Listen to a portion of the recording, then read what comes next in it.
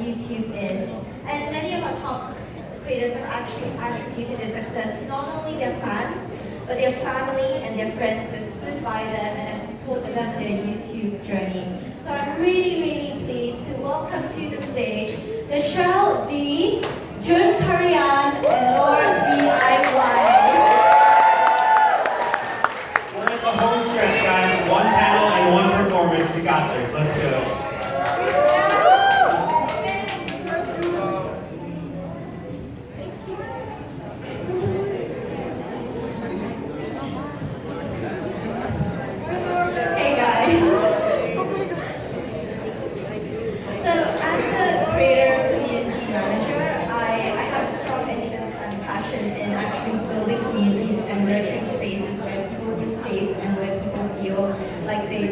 So I'm a fan of all three of your channels. I watch all three of your channels regularly. I absolutely love them. But I'm really excited to moderate this panel to really learn from you guys about how you have each built your own strong communities of not only fans, but people who really support you and people who really look up to you. So just starting off with a very general question, I guess, would be, what does community mean to you? And can you describe your community to us? Michelle, you can start. Okay. Community, ibig sabihin ba? Sorry. No, English ba daw? Kasi naman nagdudugo yung ilong ko. But community, do we mean our fan bases, our fans? Your fan bases. So they're very, very important. I have a strong relationship with my angels. I call them Michelle D Angels. And yung mga Michelle D Angels ba dito? Ayun, meron naman. That's my little community of fans, and I make them feel that I love them, and what they tell me is really, really important every time. Like, lahat ng request nila, important yun na pinapakinggan ko kasi it's like ano lang yan eh, parent and a kid.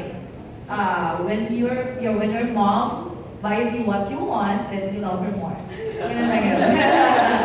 Thank you so much, Michelle. How about you, Lauren?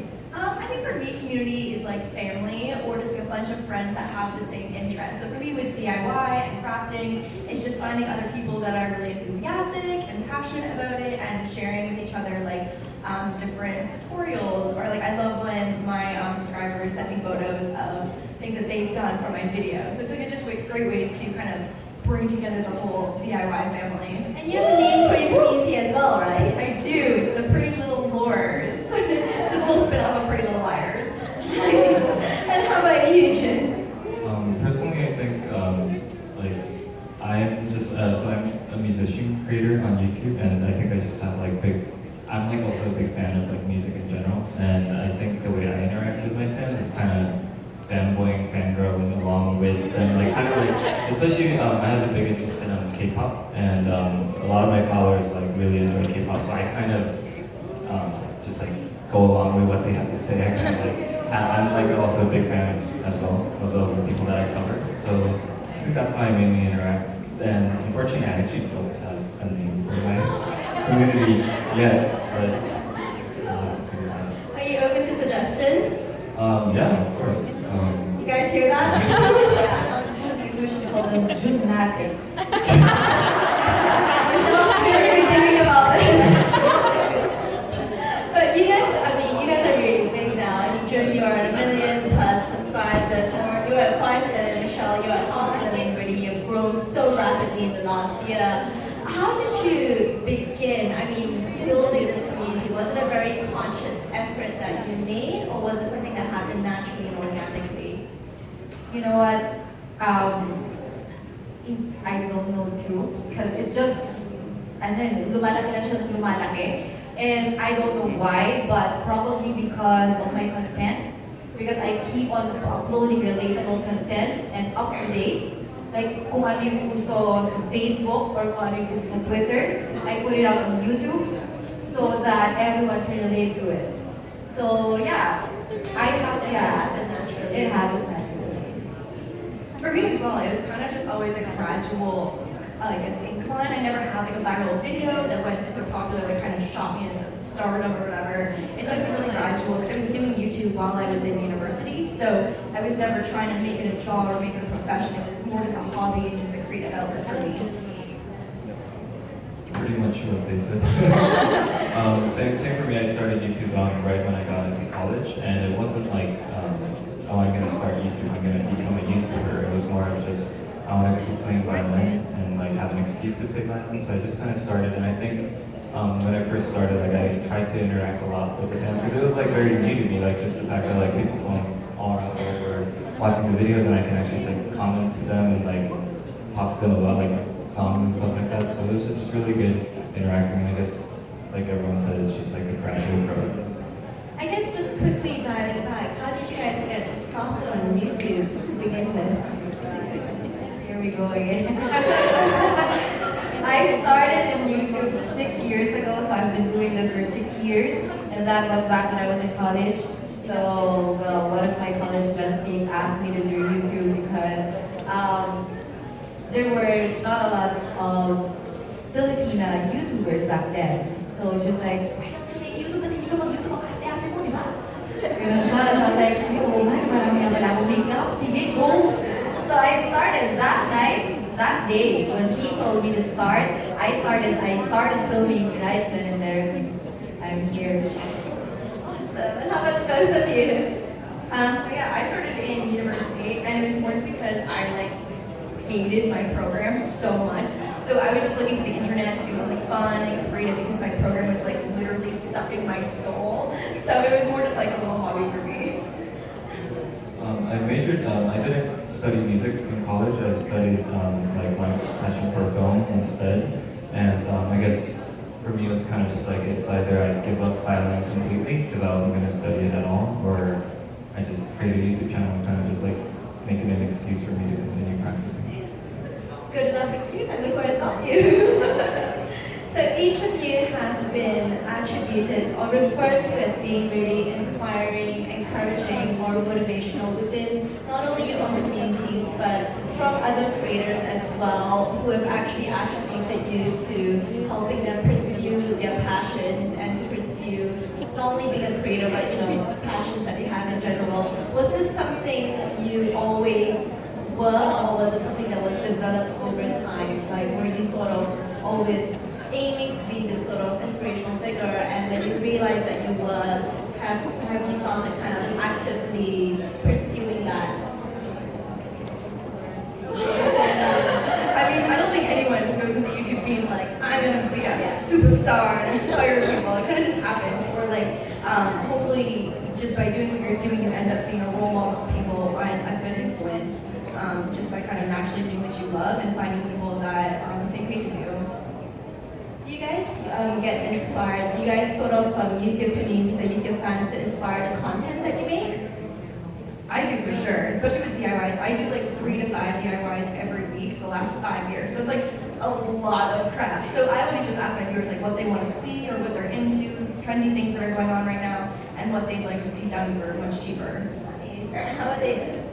How about you, Michelle? Just same answer. And you, Jen?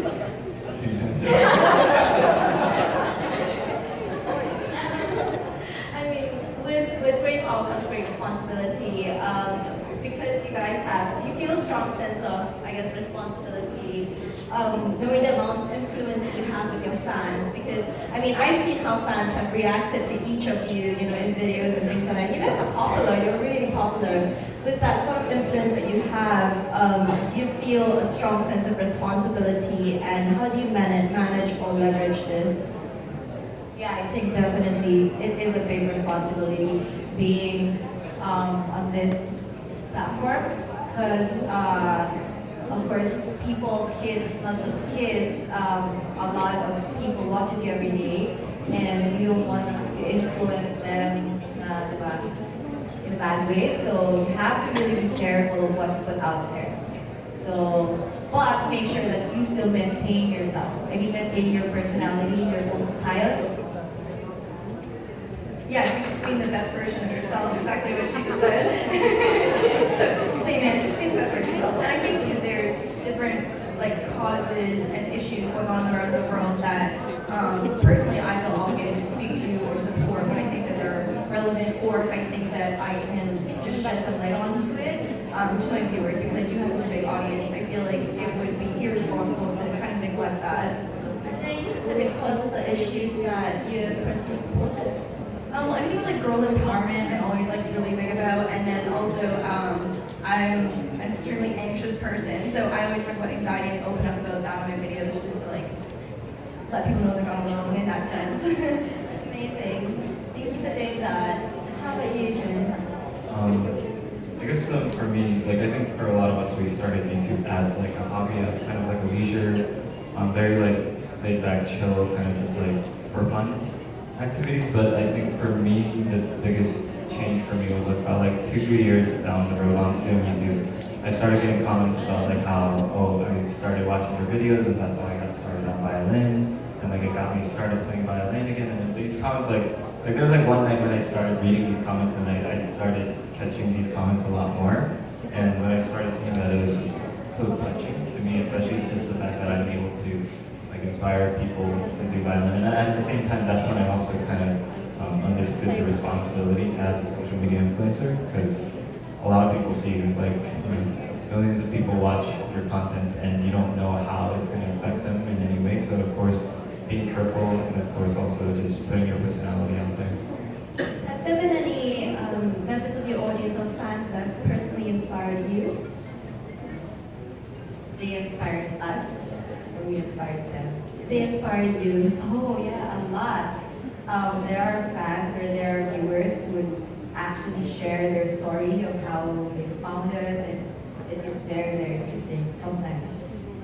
I think the DIY community too is so like the way that I do videos, I'm like, okay, you can do it exactly how I've done it, or you can put your own spin on it. So when people kind of do their own thing with the tutorials that I put out, it's like so crazy how talented some of my viewers are, and I'm like, oh girl, like I could never do that. Like you should feel that.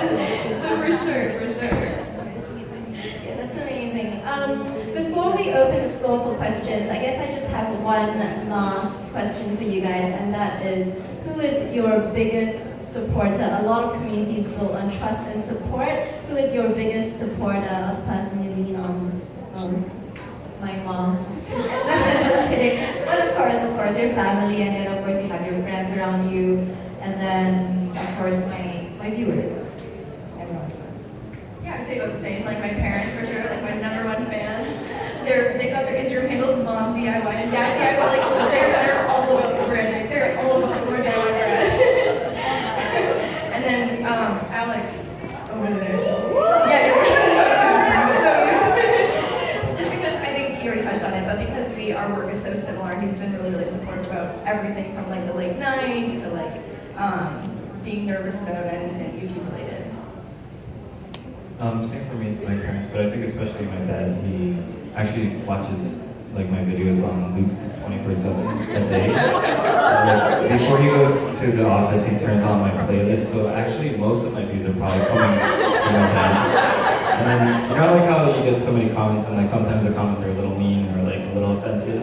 Every time I get a mean comment, my dad calls me first thing, and then he's like, "Dude, this in Korean, of course, he's like, this person said you're not that good at violin." He'd be like, "You should leave this comment, you should report it." He gets very into it. So he's definitely my biggest supporter, I think. And yes, like everyone, all my viewers especially. That's incredible. That's so sweet. We need to track the analytics, and it'll be like all the views are coming from one IP address. Do we have any questions for Jun, Lauren, or Michelle? We have quite a few.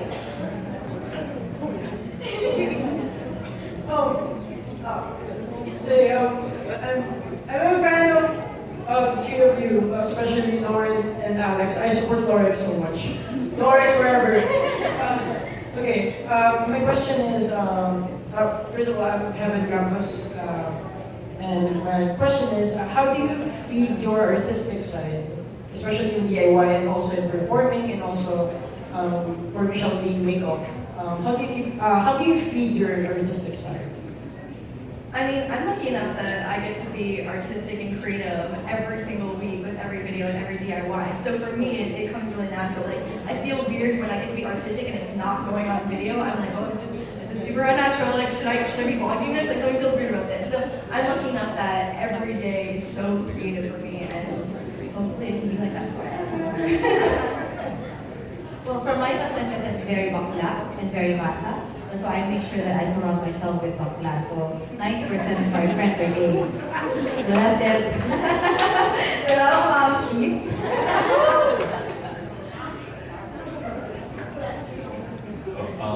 I think for me, I listen to a lot of music personally, and then like every time I'm at these performances and concerts, I see other artists and how they do their content, and I like pay attention to how each person does their like own rendition of like, especially covers too on YouTube. I think I watch a lot more covers than I actually post just to get inspiration too, because there's so much talent out there, and I think YouTube itself is like a very good place to feed your artistic side.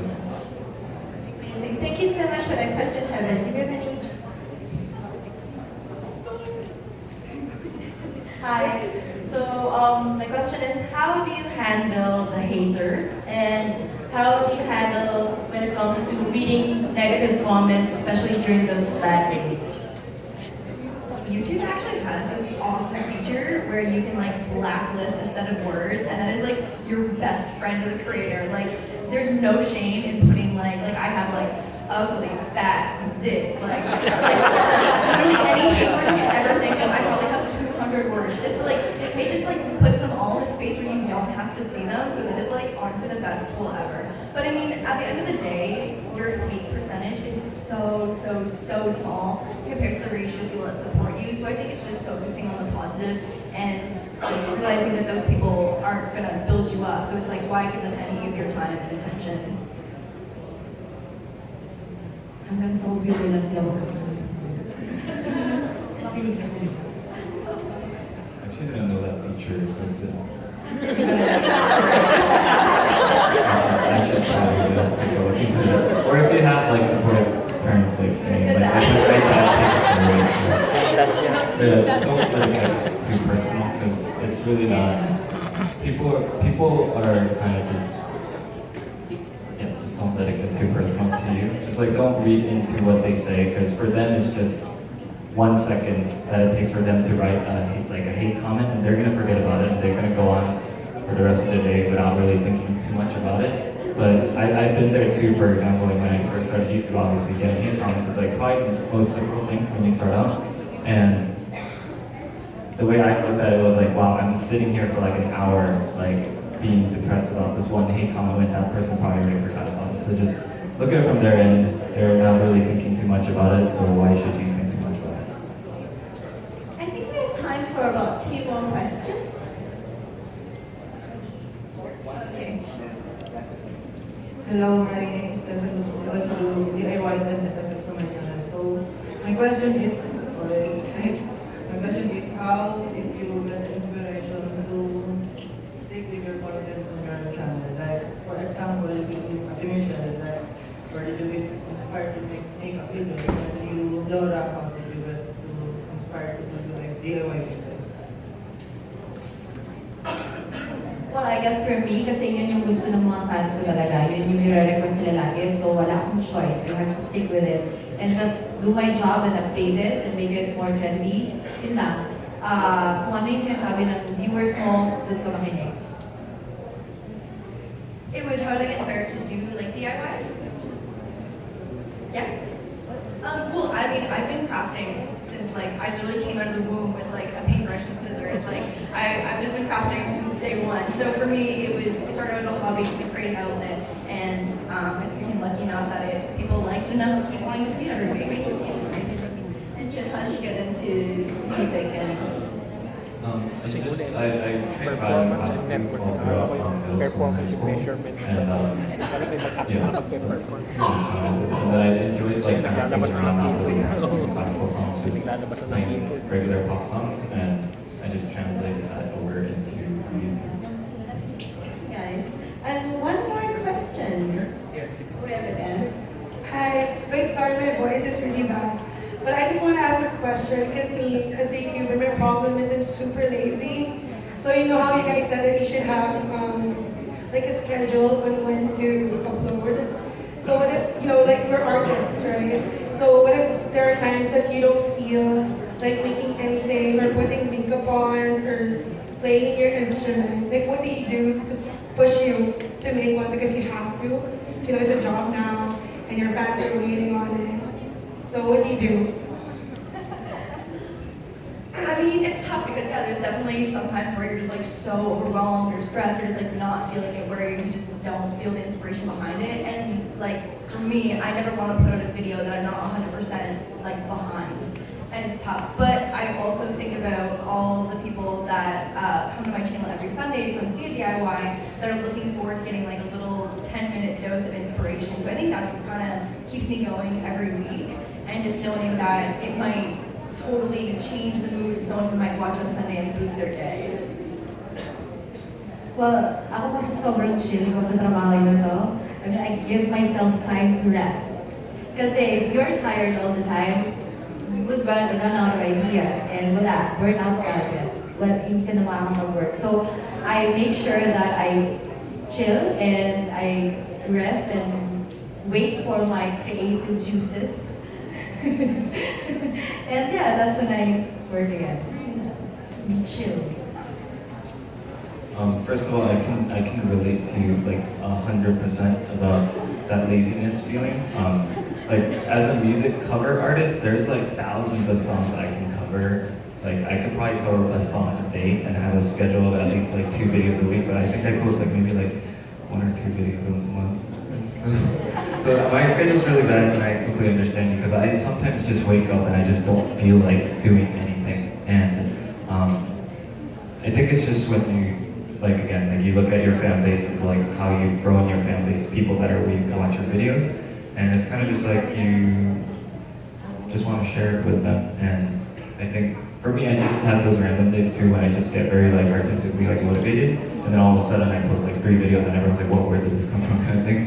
So yeah, just I think just don't force yourself either. Like even just because you feel like you're not posting, don't post like she said, just don't post content that like you don't feel proud of as well.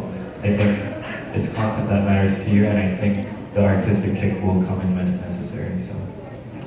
Awesome. Thank you so much everyone for asking questions, and thank you so much guys for being with us here today. Really appreciate it.